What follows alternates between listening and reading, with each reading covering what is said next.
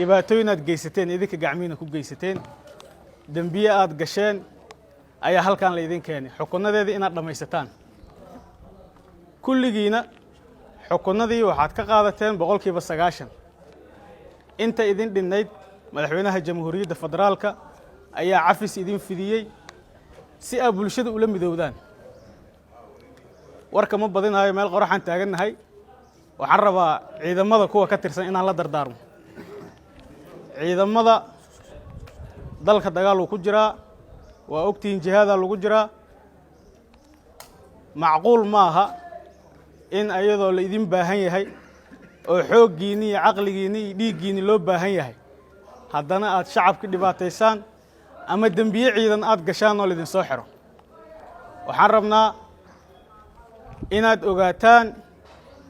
meeshaan inaad mar dambe ku soo noqon dambiyada gasheen nin walba og yahay meeshaan inaad ku soo noqotaan ma rabno waxaan rabnaa dadka kale waa ka duwantiin dadka ugu qaalisanayaatiin maxaa yeelay dhiiggiini yaa hurteen qabowgii iyo dhaxantii aad la taagantihiin duurka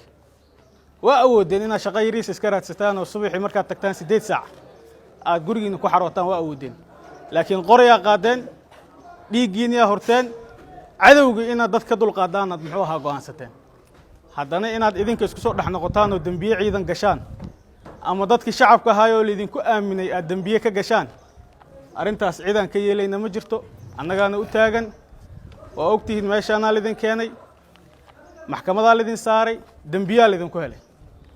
dambiyadaas ciqaabaadkeeda waa qaadateen badankeedii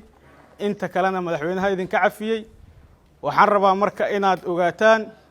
in laydin jecel yahay oo dalkii idin baahan yahay oo ciidankii idin baahan yahay nin walba colalkiisu ku noqon doona iyo fadhiyadiisii jihaadkuuna ka qayb gali doonaa oo cadowga loogu xureynayo waxaan rabaa inaad idinkala dardaarmo inaad dambiye soo gashaan ilaahay ha idinka ogaado